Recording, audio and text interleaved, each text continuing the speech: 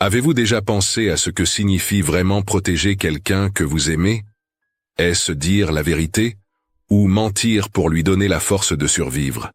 En 1932, dans un petit village minier du centre de la France, 2 garçons de 11 ans ont quitté leur maison en ruine avec un seul but: retrouver leur père disparu. Mais sur cette route gelée, quelque chose d'invisible marchait avec eux, un secret que l'un des jumeaux cachait depuis des mois. Et quand un photographe s'est arrêté pour leur parler, il n'imaginait pas que son cliché allait devenir l'un des symboles les plus bouleversants de toute une génération d'enfants perdus. Restez jusqu'à la fin, car aujourd'hui je vais vous raconter toute cette histoire dramatisée, inspirée de faits réels, qui montrent jusqu'où peut aller l'amour entre 2 frères quand tout le reste s'effondre. Avant de commencer, abonnez-vous à la chaîne, laissez un like et dites-moi de quelle ville vous regardez cette vidéo. Cela m'aide énormément à continuer à raconter ces histoires dramisées qui gardent vivante la mémoire de ceux qu'on a oubliés. Louis Morel toucha le visage de son frère jumeau dans la photographie jaunie et murmura une phrase qui briserait le cœur de quiconque l'entendrait. Nous ne marchions pas vers l'inconnu. Nous marchions parce que rester signifiait mourir. Cette photo de 1932 captura le dernier instant où 2 enfants de 11 ans croyaient encore que leur père les attendait quelque part. Mais ce qu'elle ne montre pas, c'est le secret terrible que Louis portait ce jour-là. Un secret qui coûterait la vie de l'un d'eux. La photographie fut découverte dans les archives du journal Le Petit Parisien en 1950, accompagnée d'une légende déchirante: 2 enfants en route pour survivre. Mais regardez attentivement le sourire forcé de Louis, ses yeux qui semblent porter le poids d'un homme adulte. Ce sourire cache une vérité que même son frère René ignorait. Une vérité qui commença 6 mois plus tôt, dans le village minier de la Combelle, lorsque leur mère Odette toussa pour la dernière fois. C'était l'hiver 1931. Les registres de la Croix-Rouge documentent une augmentation de 340% des enfants abandonnés cette année-là dans la région de Saint-Étienne. Louis et René Morel ne furent que 2 noms parmi des milliers, mais leur histoire portait quelque chose de différent, quelque chose que seul Louis savait. La nuit où leur mère mourut, Louis resta éveillé, écoutant la respiration sifflante d'Odette s'affaiblir dans la pièce d'à côté. René dormait, innocent, ignorant que dans quelques heures, il deviendrait orphelin. Louis, lui, savait. Il avait entendu le médecin dire à leur père Henri 3 mois auparavant: « Elle n'a plus que quelques semaines. » C'était avant que Henri ne disparaisse, prétendument pour chercher du travail à Clermont-Ferrand. Mais Louis gardait un autre secret, plus lourd encore. Un secret trouvé dans une lettre cachée sous le matelas de sa mère. Une lettre que René ne devait jamais voir.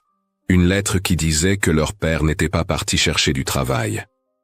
Henri Morel avait été retrouvé mort dans une mine abandonnée, écrasé par un éboulement, le 15 septembre 1931. La lettre, envoyée par un contremaître, suppliait Odette de ne rien dire aux enfants, de les laisser garder l'espoir. Louis détruisit cette lettre le soir même. Comment dire à René, son jumeau, son autre moitié, que leur père ne reviendrait jamais? Comment briser le seul espoir qui le maintenait debout? Alors Louis mentit. Il mentit chaque jour, chaque nuit. Quand René demandait « Quand papa va revenir ?», Louis répondait « Bientôt, il nous cherche un endroit meilleur ». Les voisins, aussi pauvres qu'eux, les aidèrent pendant quelques semaines après la mort d'Odette. Madame Dubois leur donnait du pain rassis. Monsieur Laurent leur permettait de dormir dans son étable. Mais la crise économique mordait la France comme un loup affamé. Le taux de chômage dans la région atteignait 62%. Chaque famille luttait pour sa propre survie. En février 1932, une assistante sociale vint au village, une femme au visage sévère qui promit de revenir avec de l'aide. Louis et René attendirent. 1 semaine, 2 semaines, 1 mois. Elle ne revint jamais. Les documents de l'assistance sociale de Lyon confirment qu'à cette époque, une seule travailleuse couvrait plus de 50 villages. Une impossibilité mathématique de sauver tous les enfants perdus. C'est alors que la maison commença à s'effondrer. Littéralement. Une tempête de mars arracha une partie du toit. L'eau s'infiltra, gelant dans les coins. René développa des cauchemars où il entendait la toux de leur mère. Il mouillait le lit certaines nuits, réveillant Louis avec des pleurs silencieux de honte. Louis le serrait contre lui, cachant ses propres larmes. Un matin, ils se battirent pour des miettes de pain. Louis frappa René. René le repoussa. Puis ils s'effondrèrent, pleurant dans les bras l'un de l'autre. « Pardon !» sanglotait René. « Pardon !» répétait Louis, sachant que sa plus grande faute n'était pas ce coup, mais le mensonge qu'il maintenait vivant. Le jour où ils décidèrent de partir, Louis avait une fièvre silencieuse dans la poitrine, une fièvre de culpabilité. René regardait la route devant leur maison délabrée et dit « Papa doit être à Lyon ou à Paris. »« On va le retrouver, pas vrai ?» Louis hocha la tête, serrant dans sa poche le dernier bouton de la chemise de leur père. Un bouton que René avait gardé comme trésor, et que Louis savait être tout ce qui restait d'Henri Morel. Ils prirent une petite trousse de vêtements et un morceau de fromage sec. Le chien de la maison, maigre et triste, les observa partir. René se retourna une dernière fois, agitant la main vers l'animal. « On reviendra te chercher quand on aura trouvé papa », promit-il. Louis serra les dents, marchant plus vite pour que René ne voie pas ses yeux rougis. Mais ce que Louis ignorait encore, c'est que ce mensonge, aussi douloureux soit-il, était la seule chose qui maintiendrait René en vie pendant les 12 jours à venir. Parce que sans espoir, un enfant de 11 ans ne peut pas marcher 70 kilomètres avec des pieds qui saignent et un estomac qui hurle de faim. Sans espoir, on s'assoit au bord de la route et on attend la mort. Et dans 3 jours, Louis découvrirait quelque chose qui rendrait son mensonge encore plus cruel. Quelque chose qui transformerait leur marche innocente vers un père imaginaire en une course désespérée contre un destin qu'aucun enfant ne devrait affronter. Le 3e jour de marche, René s'effondra au bord de la route. Ses pieds saignaient à travers ses chaussures trouées. Louis le souleva, sentant les os saillants de son frère à travers sa chemise. « Encore 1 kilomètre, mentit-il, sachant qu'ils en avaient encore 40 devant eux. René hocha la tête, s'appuyant sur son jumeau. « Papa sera fier de nous, » murmura-t-il. Louis ferma les yeux, portant le poids de son frère et celui de sa culpabilité. Cette nuit-là, ils dormirent dans un fossé. Louis couvrit René avec leur seule couverture, grelottant lui-même sous le froid de mars.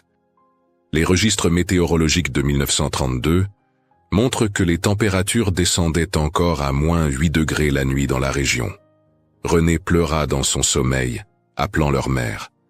Louis resta éveillé, comptant les étoiles pour ne pas penser à la faim qui lui tordait les entrailles.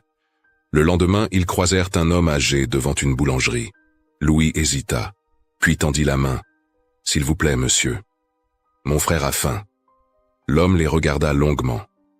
Puis il secoua la tête. « J'ai à peine pour mes propres enfants. » Il rentra dans sa boutique. René murmura. « C'est pas grave, papa nous donnera à manger ce soir. » Louis hocha la tête, avalant sa honte. C'était la première fois qu'il mendiait. Ce ne serait pas la dernière. Mais ce jour-là, quelque chose changea. Dans un village dont Louis ne retint jamais le nom, ils virent une affiche placardée sur le mur de la mairie. Avis de recherche. Henri Morel, ouvrier minier. Disparu depuis septembre 1931. Toute information. Louis s'arrêta net. Son sang se glaça. L'affiche était récente, datée de février 1932. Quelqu'un cherchait toujours leur père. Quelqu'un qui ne savait pas qu'Henri Morel était mort. René n'avait pas vu l'affiche.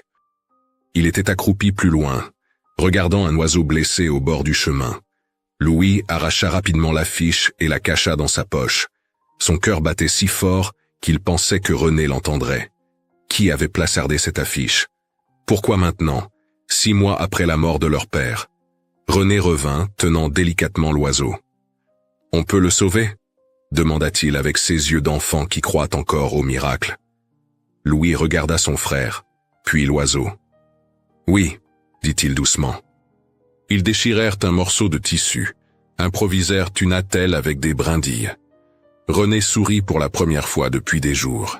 « Tu vois, on peut sauver les choses. » Louis détourna le regard. Ils relâchèrent l'oiseau le soir même.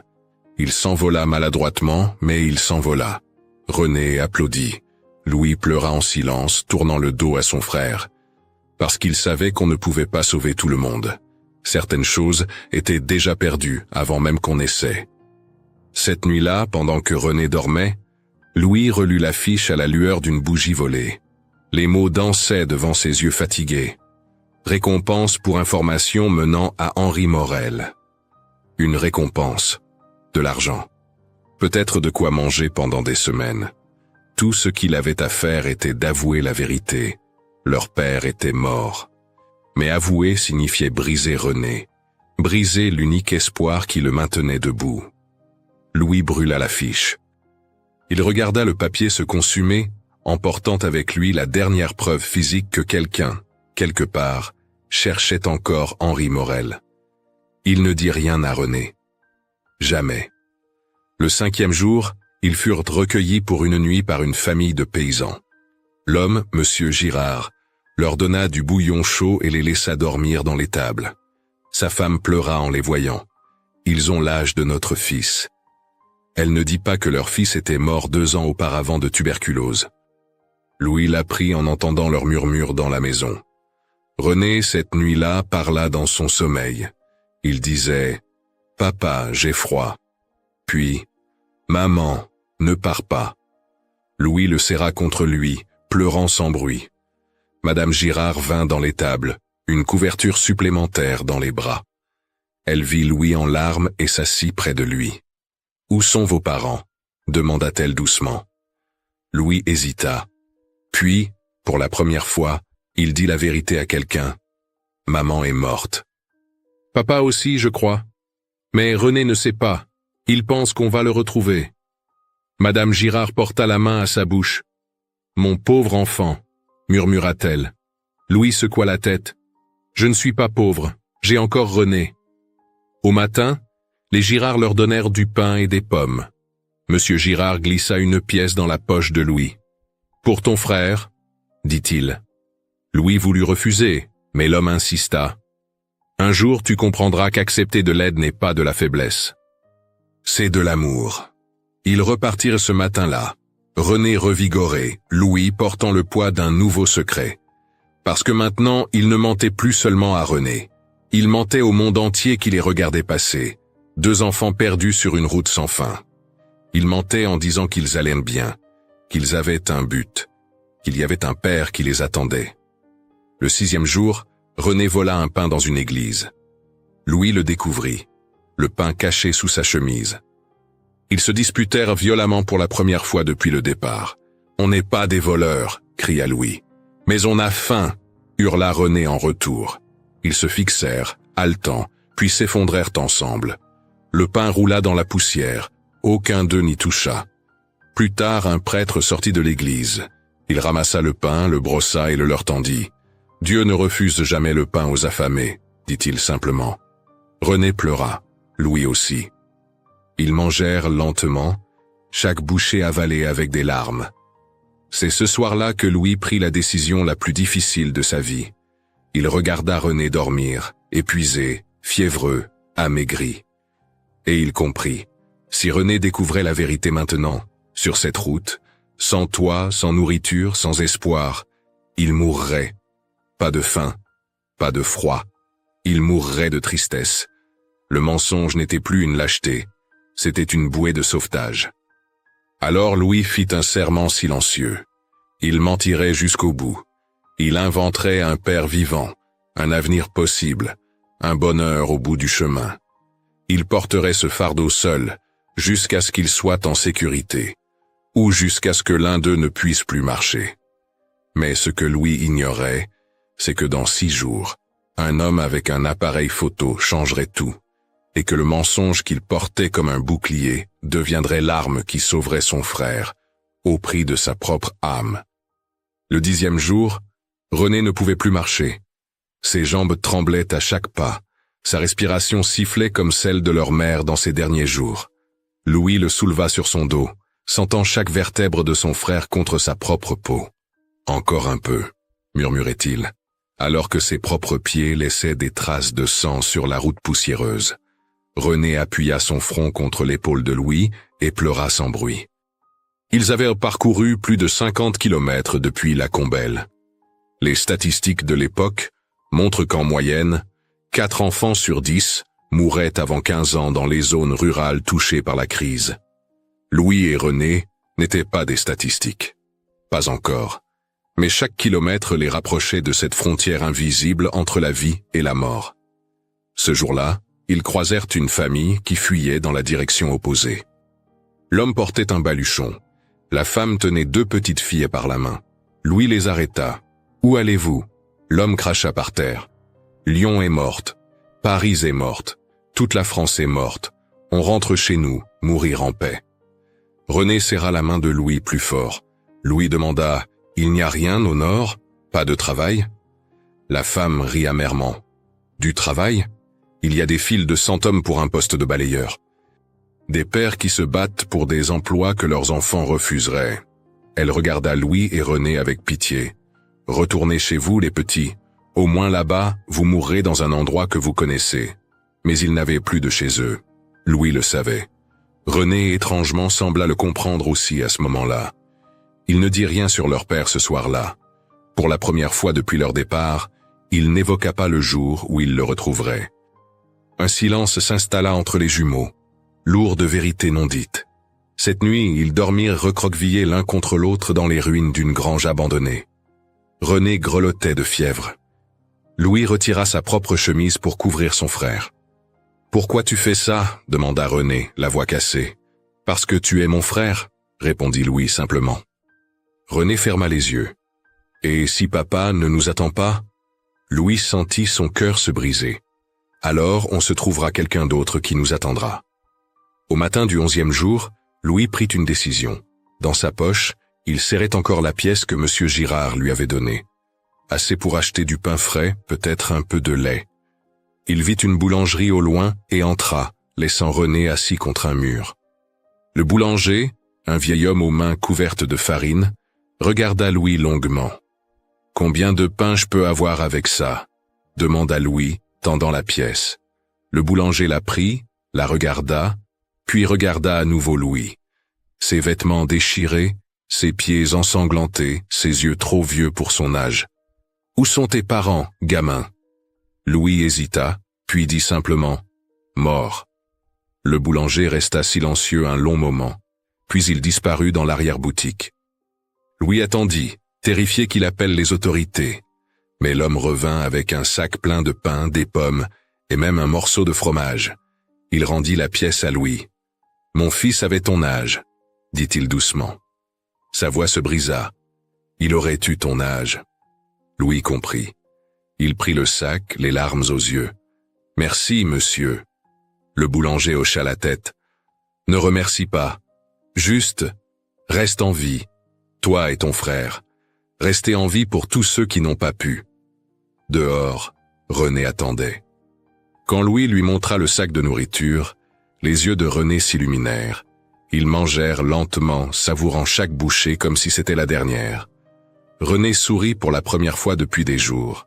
« Tu vois, il y a encore des gens bons. » Louis hocha la tête, cachant que ce boulanger les avait nourris non par bonté, mais par deuil.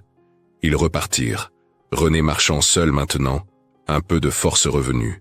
Mais Louis voyait la fièvre dans ses yeux, la pâleur de sa peau. Son frère se battait contre quelque chose d'invisible, quelque chose que le pain ne pouvait pas guérir. La culpabilité peut-être, ou le poids d'un mensonge qu'il commençait à deviner. L'après-midi du 12e jour, ils aperçurent leur maison au loin. Ils avaient marché en cercle, perdus, épuisés. La maison en ruine se dressait comme un reproche silencieux. Le toit effondré, les fenêtres brisées, tout ce qu'ils avaient fui. René s'arrêta net. « On est revenu », murmura-t-il, incrédule. Louis sentit quelque chose se briser en lui. « On ne voulait pas !» René se tourna vers lui, et pour la première fois, Louis vit quelque chose de nouveau dans les yeux de son frère. De la colère. « Tu savais ?» demanda René, la voix tremblante. « Tu savais qu'on tournait en rond ?» Louis secoua la tête, mais René n'était pas dupe. « Tu savais que papa ne nous attendait nulle part, pas vrai ?» Le silence fut la réponse. René recula d'un pas. « Depuis quand ?» Louis voulut mentir encore, mais il ne pouvait plus. Depuis le début, avoua-t-il, la voix brisée. Papa est mort avant que maman parte. Je l'ai su. Je ne t'ai pas dit parce que... Parce que quoi? Cria René. Parce que tu pensais que j'étais trop faible pour la vérité? Parce que tu voulais jouer au grand frère protecteur? Il tremblait de rage et de douleur. J'ai marché 12 jours en croyant qu'il y avait quelqu'un au bout. J'ai eu mal, j'ai eu faim, j'ai eu peur, et tout ça pour rien. Louis tendit la main vers son frère. René, Mais René se dégagea violemment. Ne me touche pas, tu es comme tous les autres, tu mens, tout le monde ment. Il s'effondra, sanglotant. Louis voulut le prendre dans ses bras, mais René le repoussa encore. Ils restèrent là, à quelques mètres l'un de l'autre, séparés par une vérité qui les avait protégés pendant 12 jours et qui maintenant les détruisait. Le chien de la maison apparut, maigre, affamé, traînant la patte. Il s'approcha de René et posa sa tête sur ses genoux. René le caressa, pleurant dans sa fourrure sale. Louis s'assit dans la poussière, vidé. Il avait tout fait pour protéger son frère, et il l'avait brisé. Le mensonge qui devait être un bouclier était devenu une lame. « Je suis désolé », murmura-t-il. « Je pensais que si tu savais, tu abandonnerais. Je pensais que l'espoir te garderait en vie. » René leva les yeux, rouge de larmes. « Et maintenant qu'il n'y a plus d'espoir, qu'est-ce qui me garde en vie maintenant ?» Louis ne sut pas quoi répondre, parce qu'il se posait la même question depuis 12 jours. La nuit tomba. Ils dormirent dans la maison en ruine, chacun dans un coin opposé. René tourna le dos à Louis. Louis resta éveillé, écoutant la respiration irrégulière de son frère. Il avait peur, pas de la faim, pas du froid. Il avait peur que René ait raison, qu'une fois l'espoir parti, il ne reste plus rien. Au matin, René ne parla pas. Ils repartirent en silence, cette fois vers le nord, pour de vrai. Louis suivait René qui marchait devant, le dos raide, refusant toute aide. La distance entre eux n'était plus de quelques mètres. C'était un gouffre. Mais ce que ni Louis ni René ne savaient, c'est que dans quelques heures, un homme avec un appareil photo stopperait sur cette même route, et que la photo qu'il prendrait forcerait les deux frères à se regarder en face, à se pardonner, ou à se perdre pour toujours. 15 mars 1932, 14h27. Une voiture s'arrêta sur la route poussiéreuse devant deux enfants qui marchaient en silence, séparés par une distance qui n'avait rien à voir avec les mètres entre eux. Jean Delcourt, photographe pour Le Petit Parisien, descendit de son automobile. Il venait de documenter la fermeture de 3 usines à Saint-Étienne. Les visages des chômeurs l'avaient hanté toute la semaine. Mais ce qu'il vit ce jour-là allait le hanter pour le reste de sa vie. 2 garçons identiques. 11 ans, peut-être 12, maigres comme des squelettes, pieds nus ensanglantés, vêtements en lambeaux. Mais ce qui frappa Delcourt, ce ne furent pas leurs corps brisés, ce furent leurs yeux. Des yeux d'hommes dans des visages d'enfants. Des yeux qui avaient vu trop, vécu trop, perdu trop. « Où allez-vous » demanda-t-il doucement. Louis, qui marchait derrière, ne répondit pas. Ce fut René qui s'arrêta, se retourna lentement. Sa voix était plate, vidée de toute émotion. Là où il y a du travail. Delcourt sentit son cœur se serrer. Il avait entendu cette phrase des centaines de fois depuis le début de la crise. Mais jamais dans la bouche d'un enfant. Il regarda derrière les garçons. Une maison en ruine. Toit effondré, fenêtres brisées. Un chien squelettique qui les observait. Un tableau de désolation que la France entière connaissait en 1932. Mais que personne ne voulait vraiment voir. « C'est votre maison » demanda Delcourt. René hocha la tête. Louis détourna les yeux. Delcourt retourna à sa voiture et en sortit un sac. Du pain, du fromage, une bouteille de lait. Il tendit le tout à René. « Tenez, mangez. » Louis s'approcha alors, méfiant. « Pourquoi vous nous aidez » Delcourt sourit tristement. « Parce que quelqu'un doit le faire. » René prit le pain et mordit dedans comme un animal affamé. Louis le regarda, puis prit le fromage avec des mains tremblantes. Ils mangèrent en silence, Delcourt les observant. Il vit René mâcher lentement, puis glisser discrètement la moitié du pain dans sa poche. Pour plus tard, pour quand il aurait encore plus faim. Le geste d'un enfant qui a appris que le lendemain n'est jamais garanti. « Où sont vos parents ?» demanda finalement Delcourt. Silence. Puis René, sans regarder Louis, répondit « Mort ». Le mot tomba comme une pierre. Delcourt vit Louis fermer les yeux, les poings serrés. « Tous les deux ?» insista doucement le photographe. René hocha la tête. Louis ne bougea pas. Delcourt porta la main à son appareil photo, hésitant. Dans ses mémoires publiés en 1958, il écrirait « J'ai photographié la misère toute ma carrière, mais ce jour-là, j'ai hésité. Parce que photographier ces enfants, c'était immortaliser leur douleur, et je me demandais si j'en avais le droit. Mais il savait aussi que sans preuve, sans images, le monde continuerait d'ignorer. Les rapports officiels parlaient de crise économique, de taux de chômage. Mais ils ne montraient pas ça. 2 enfants sur une route, abandonnés par un pays qui ne savait plus comment les protéger. « Je peux prendre une photo ?» demanda-t-il. Louis et René se regardèrent pour la première fois depuis leur dispute. Quelque chose passa entre eux, un message silencieux que seuls les jumeaux peuvent comprendre. Puis René dit simplement « Pourquoi ?» Delcourt s'accroupit pour être à leur hauteur, pour que les gens sachent, pour qu'ils voient ce qui se passe vraiment. Louis secoua la tête amèrement. Les gens s'en fichent.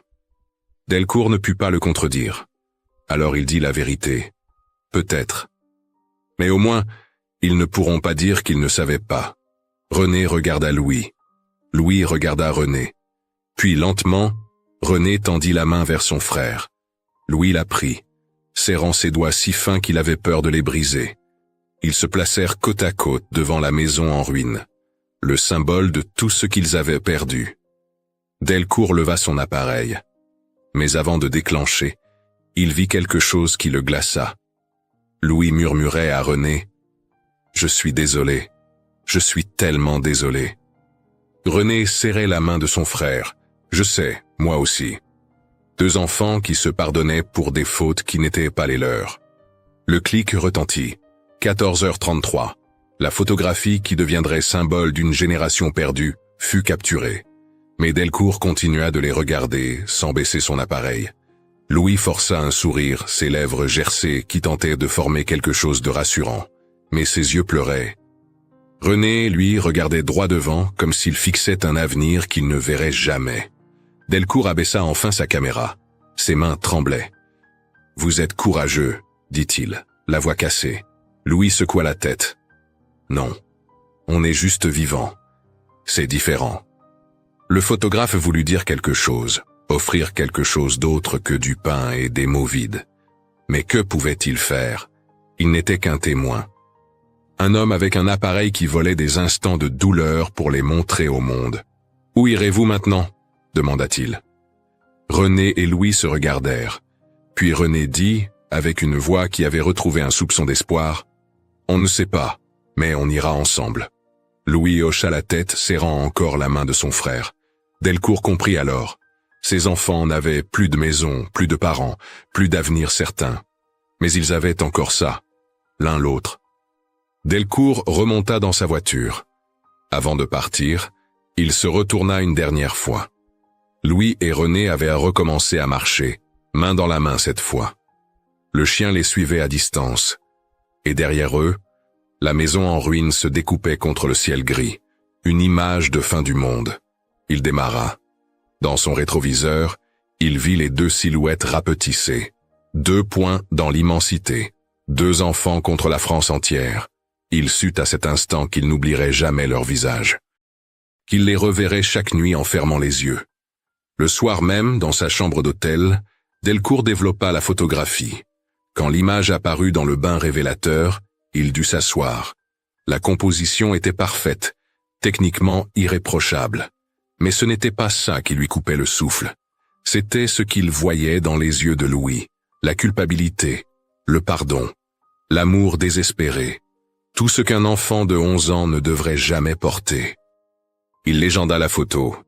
2 enfants en route pour survivre. Puis il la mit dans une enveloppe pour le journal. En la scellant, il murmura une prière silencieuse. Pas pour que le monde voie la photo, mais pour que quelqu'un, quelque part, aide ces 2 garçons. Ce que Delcourt ignorait, c'est que sa photo déclencherait une vague d'émotions à travers toute la France, que des centaines de lettres afflueraient, offrant aide et refuge. Mais aussi qu'il était déjà trop tard pour sauver les deux frères. Parce qu'à ce moment précis, Louis et René marchaient vers Dijon, main dans la main. René développait une fièvre que le pain et le fromage ne pourraient pas guérir. Et Louis portait un secret final, celui-là le plus lourd de tous. Il savait que son frère était en train de mourir. Il le sentait dans la main brûlante de René. Il l'entendait dans sa toux de plus en plus rauque, mais il continua de marcher. Parce que s'arrêter signifiait accepter. Et Louis Morel n'était pas prêt à accepter que le monde lui prenne encore quelque chose. 3 jours après la photographie, Louis et René Morel arrivèrent aux portes de Dijon, portés par la seule force de leur volonté. René ne marchait plus. Louis le traînait, le portait, le suppliait de tenir encore. La fièvre consumait René de l'intérieur. Sa peau brûlait. Ses lèvres murmuraient des mots incohérents. Parfois, il appelait leur mère, parfois, leur père. Louis pleurait en silence, serrant son frère contre lui. Un inspecteur de l'orphelinat Saint-Vincent les trouva effondrés contre un mur, à l'aube du 19 mars. Les livres de registre de l'établissement mentionnent 2 garçons, environ 11 ans, état critique, refusent de donner leur nom complet. L'inspecteur, M. Dubois, un homme au visage sévère mais au cœur tendre, les transporta personnellement à l'orphelinat. On sépara les jumeaux pour soigner René. Louis hurla, se débattit. Il fallut 3 adultes pour le maintenir. « Je veux voir mon frère. René, René !» Mais on l'emmena dans un dortoir. On le lava. On pansa ses pieds. Il ne cessa jamais de crier le nom de son frère. Cette nuit-là, à travers les murs, Louis entendit la toux de René. Cette toux qu'il connaissait si bien. La même que leur mère. Ses mains se crispèrent sur les draps. Il savait ce que cette toux signifiait. Il avait déjà entendu quelqu'un mourir de cette façon. Le médecin de l'orphelinat diagnostiqua une fièvre typhoïde avancée. Les registres médicaux de l'hiver 1933 montrent que le taux de mortalité infantile dû au typhus atteignait 68% dans les institutions surpeuplées. René Morel ne serait qu'un nom de plus sur une liste déjà trop longue. Pendant 3 jours, Louis supplia de voir son frère. On lui refusait, par peur de contagion. Alors Louis se mit à la fenêtre du dortoir et cria vers le bâtiment d'en face, où il savait que René se trouvait. « René, c'est Louis, je suis là, tu m'entends, je suis là !» Le 3e jour, René répondit. Faiblement, mais Louis l'entendit. « Louis, j'ai peur. » Louis pressa son front contre la vitre froide. « N'aie pas peur, je suis là, je serai toujours là. » René toussa, puis murmura. « Tu mens encore. » Louis éclata en sanglots. « Non, cette fois c'est vrai, je te le promets. » Un silence. Puis la voix de René, si faible que Louis dut retenir son souffle pour l'entendre. « Louis, tu avais raison.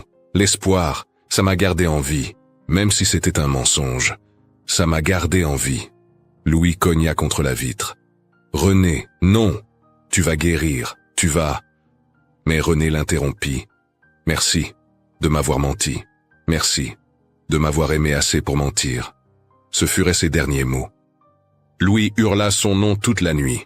Personne ne vint lui dire que son frère était mort. Il le sut simplement. Parce qu'une partie de lui mourut aussi cette nuit-là. Les archives départementales de la Côte d'Or conservent le certificat de décès. René M., environ 11 ans, décédé le 22 décembre 1933, des suites de fièvre typhoïde. Pas de nom complet, pas de famille, juste un enfant de plus que la France avait perdu. Louis fut placé chez une famille de boulangers, les Mercier, 2 semaines plus tard. Ils n'avaient pas d'enfants, ayant perdu leur fils unique à la guerre. Madame Mercier vit Louis le premier jour, le visage vide, les yeux morts, et elle comprit qu'elle ne remplacerait jamais son frère. Elle ne l'essaya même pas. Monsieur Mercier apprit à Louis à pétrir la pâte. Louis travaillait en silence, mécaniquement. Ses mains pétrissaient, mais son cœur était ailleurs. Dans un cimetière d'orphelins, avec une tombe sans nom, avec René. Un soir de 1934, Madame Mercier entra dans la boulangerie et trouva Louis assis par terre, pleurant silencieusement, tenant un morceau de pâte. « Qu'est-ce qu'il y a, mon petit ?» demanda-t-elle doucement. Louis leva vers elle des yeux rougis. René adorait l'odeur du pain frais. C'est tout ce qu'il voulait. Juste manger du pain frais tous les jours. Madame Mercier s'assit près de lui. Alors fais-en, tous les jours. Pour lui. Louis regarda la pâte dans ses mains. Puis, lentement, il se remit à pétrir. Cette fois avec quelque chose qui ressemblait à un but. Les années passèrent. Louis grandit, devint apprenti, puis boulanger à part entière. En 1947, les Mercier, vieillissant, lui léguèrent la boulangerie. Louis avait 26 ans. Il était devenu un homme silencieux, travailleur, respecté. Mais personne ne connaissait vraiment son histoire, jusqu'à ce jour de mai 1950. Un journaliste, Pierre Renard, préparait un article sur « Les enfants oubliés de la Grande Dépression ». Il avait retrouvé la photographie de Delcourt dans les archives du Petit Parisien. 2 enfants sur une route, une maison en ruine, un moment de l'histoire capturé pour l'éternité. Renard avait mené son enquête, les registres de l'orphelinat, le certificat de décès de René, et finalement, Louis Morel, boulanger à Dijon. Quand il entra dans la boutique ce matin-là, Louis pétrissait sa pâte quotidienne, les mains couvertes de farine. « Monsieur Morel ?» Louis leva les yeux. « Je suis journaliste. J'aimerais vous montrer quelque chose. » Il sortit la photographie. Louis s'immobilisa. Ses mains tremblèrent. Il regarda l'image comme si elle pouvait le mordre. Puis, doucement, il la prit. Ses doigts tracèrent le visage de René. « C'est nous », murmura-t-il. Sa voix se brisa. « C'est René. » Il ferma les yeux, et 18 ans s'effacèrent. Il redevint le garçon de 11 ans sur cette route, tenant la main de son frère, mentant pour le garder en vie. « Que ressentiez-vous à ce moment ?» demanda Renard. Louis ouvrit les yeux, les larmes coulant librement. « Je ressentais que si j'arrêtais de marcher, je mourrais. Mais si je continuais, il y aurait peut-être du pain au bout du chemin. » Il sourit tristement. « René n'est pas arrivé jusqu'au pain. Mais j'y suis arrivé. Et chaque matin, je pétris pour nous deux. » Renard publia l'article. La photo fut republiée, cette fois avec le nom complet, Louis Morel, le garçon qui survécut. Des centaines de lettres arrivèrent, des gens qui voulaient aider, consoler, comprendre. Mais Louis n'en lut aucune. Il accrocha simplement la photographie au-dessus de son comptoir et continua à faire du pain. Chaque 15 mars, anniversaire de la photo, Louis fermait sa boulangerie. Il allait au cimetière des orphelins, trouvait la section des tombes sans nom et déposait un pain frais sur le sol. « Pour toi, René », murmurait-il, « comme je te l'avais promis. » En 1955, une école primaire voulut donner son nom à leur cantine. Louis refusa. « Donnez-lui le nom de René, c'est lui le courageux. Moi, je n'ai fait que survivre. » Ils l'appelèrent finalement Cantine René et Louis n'eut pas le cœur de refuser. Les années s'écoulèrent. Louis vieillit. Ses mains, qui avaient pétri des milliers de pains, devinrent arthritiques. Mais il continuait. Chaque jour, un pain frais. Pour René. Pour tous les enfants perdus de 1932. En 1981, à 60 ans, Louis Morel mourut paisiblement dans son sommeil, dans l'appartement au-dessus de sa boulangerie. On trouva dans son testament une demande simple. « Enterrez-moi avec la photographie, et sur ma tombe, écrivez, il a marché pour deux. » Mais il y avait autre chose. Une lettre scellée adressée à celui qui lira ceci. Un employé de la boulangerie l'ouvrit et pleura en lisant. À qui trouvera ces mots? Cette photographie n'est pas celle d'orphelins abandonnés. C'est la preuve que même quand le monde vous laisse tomber, l'amour d'un frère peut vous porter. René est mort en me pardonnant un mensonge. J'ai vécu en honorant sa mémoire. Nous étions deux enfants sur une route impossible, mais nous l'avons parcourue ensemble. Et ça, personne ne pourra jamais nous l'enlever. Que cette image rappelle à tous, un enfant ne devrait jamais connaître les routes, mais s'il les connaît, qu'il ne les marche jamais seul. Louis Morel, frère de René, boulanger, survivant. La photographie ne fut pas enterrée avec lui. Elle fut donnée à l'école René et Louis, où elle reste accrochée dans le hall, avec la lettre de Louis à côté. Chaque matin, des centaines d'enfants passent devant. 2 garçons sur une route. Une maison en ruine. Et une leçon que le temps n'effacera jamais. Marcher seul et survivre. Marcher ensemble et vivre. Cette histoire fictionnelle, inspirée de faits réels de la France des années 1930, nous rappelle que parfois, le mensonge n'est pas une trahison, mais une façon désespérée d'aimer. Louis a compris trop tard que protéger quelqu'un, c'est aussi lui dire la vérité quand on le peut, mais lui mentir quand il n'a plus la force de l'entendre. Au bout du compte, ce n'est pas la route qui brise l'homme, c'est le silence qu'il porte seul. Et vous, qu'auriez-vous fait à la place de Louis? Auriez-vous eu le courage de mentir pour protéger un être aimé? Pensez-vous que l'espoir, même bâti sur un mensonge, peut sauver une vie? Quelle vérité cache encore votre propre famille, que personne n'ose dire à voix haute? Si cette histoire vous a touché, écrivez le mot fraternité dans les commentaires, pour montrer que vous êtes resté jusqu'à la fin. Dites-nous aussi de quelle ville vous nous regardez. Et si vous avez, dans votre famille, une vieille histoire d'amour, de courage ou de survie transmise par vos ancêtres, partagez-la. Peut-être qu'elle inspirera une prochaine histoire sur cette chaîne. Abonnez-vous, aimez la vidéo, activez la cloche et partagez-la avec quelqu'un qui croit encore qu'on peut marcher ensemble, même dans les pires tempêtes.